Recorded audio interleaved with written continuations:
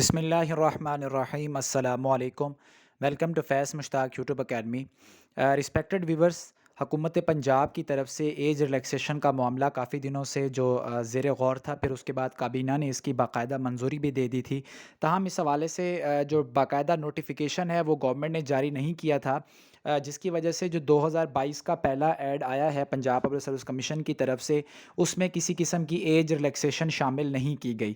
اس کے ساتھ ساتھ اس سے پہلے کافی اس حوالے سے کمپین بھی چلتی رہی، لیکن آج الحمدللہ اس کا گورنمنٹ نے نوٹیفیکیشن جاری کر دیا ہے، جیسا کہ نوٹیفیکیشن آپ اس وقت اپنی اسکرین کے اوپر بھی دیکھ سکتے ہیں. اس نوٹیفیکیشن کا اطلاق کن جابس پر ہوگا اور کتنے پیریڈ کے لیے ہوگا، اس کی وضاحت اس نوٹیفیکیشن کے اندر باقاعدہ موجود ہے. سب سے پہلی بات تو یہ ہے کہ یہ جو نوٹیفیکیشن گورنمنٹ نے نکالا ہے، اس کا اطلاق 1 جنوری 2022 سے لے کر 31 دسمبر 2022 تک کے لیے ہوگا. یعنی آپ لوگوں کو جو 2 سال کی ایج ریلیکسیشن پرووائڈ کی جا رہی ہے گورنمنٹ کی طرف سے تمام سرکاری جابس پر، یہ صرف اور صرف سال 2022 کے لیے ہے. جیسے ہی 1 جنوری 2023 شروع ہو جائے گا تو یہ نوٹیفیکیشن جو ہے یہ ایک قسم کا کینسل تصور کیا جائے گا، اور دوبارہ سے جو پنجاب ریسورس کمیشن کے تھرو پوسٹ آتی ہیں ان کی وہی پہلے والی ایج لمٹ برقرار رکھی جائے گی. اس سال جتنی بھی جابز آئیں گی جس کے اندر پنجاب ریسورس کمیشن کے تھرو جتنی بھی جابز آتی ہیں، جیسا کہ لیکچرر کی جابز کچھ رہتی ہیں، اور ایس ایس کی جابز، ہیڈ ماسٹر کی جابز، ایجوکیٹرز کی جابز، پی ایم ایس کی ایڈورٹائزمنٹ ہے، اور اس کے علاوہ جو جنرل ڈپارٹمنٹس ہیں جو کہ services and general administration department کے انڈر آتے ہیں، ان تمام ڈپارٹمنٹس میں جتنی بھی جابز آئیں گی پی پی ایس سی کے تھرو یا اس کے علاوہ کوئی اور ٹیسٹنگ باڈی کے تھرو، ان میں 2 سال کی ایج ریلیکسیشن فراہم کی جائے گی، میل کو بھی اور فیمیلز کو بھی. یہاں پر میں آپ کو ایک اور بات بھی بتاتا چلوں کہ پہلے آلریڈی جو پنجاب ریسورس کمیشن کے تھرو ایڈورٹائزمنٹس آتی ہیں ان کے اندر جو میل کے لیے ایج لمٹ ہوتی ہے وہ 28+5 ہوتی ہے، اور فیمیلز کے لیے 28+8 ہوتی ہے. یعنی 33 ایئرس تک جو میل اپلائی کر سکتے ہیں اور 36 ایئرس تک فیمیل اپلائی کر سکتی ہیں. اب میل کی ایج 35 ہو جائے گی اور فیمیل کی ایج 36+2 38 ایئرس ہو جائے گی.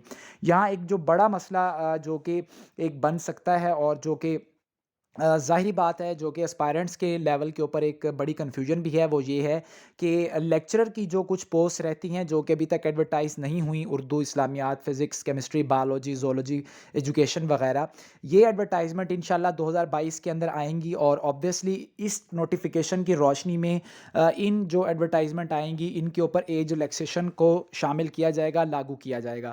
لیکن اس سے پہلے جو لیکچرر کی جابز اناؤنس ہوئی تھیں دسمبر کے اندر ہوئی تھیں، اور بعد میں فزیکل ایجوکیشن کا جو اشتہار آیا تھا اس کے اندر کسی قسم کی ایج ریلیکسیشن شامل نہیں کی گئی.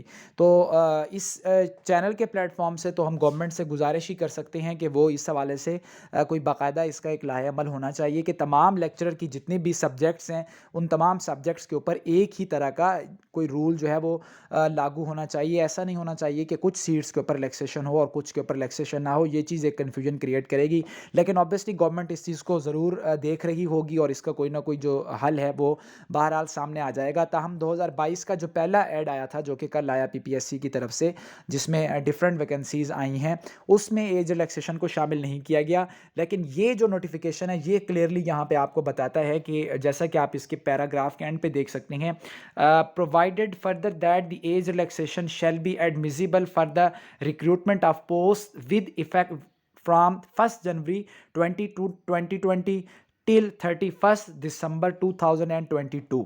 یعنی 1 جنوری سے لے کے 2022 کے اختتام تک یہ جو ہے اس کا اطلاق کیا جائے گا. اس کا گورنمنٹ آف دی پنجاب نے نوٹیفیکیشن جاری کر دیا ہے، اور انشاءاللہ جو نیکسٹ اب بھرتیاں آئیں گی تمام بھرتیوں کے اوپر آپ کو اس کا اطلاق نظر آئے گا. تو تمام کینڈیڈیٹس جو ہیں ان کا یہ جو ایک مطالبہ تھا وہ منظور کر لیا گیا ہے کووڈ-19 کی وجہ سے، اور پی پی ایس سی کے جو اسکینڈل کی وجہ سے جو معاملہ ڈیلے ہوا ہے اس کی وجہ سے. اور امید کافی ہے کہ انشاءاللہ باقی بھی معاملات آہستہ آہستہ حل کی طرف جائیں گے اور آسانیاں پیدا ہوتی رہیں گی. اپنا بہت زیادہ خیال رکھیں، ویڈیو کو لائک کر لیں اور چینل کو سبسکرائب کرنا مت بھولا کریں. دعاؤں میں یاد رکھا کریں. جی اللہ حافظ.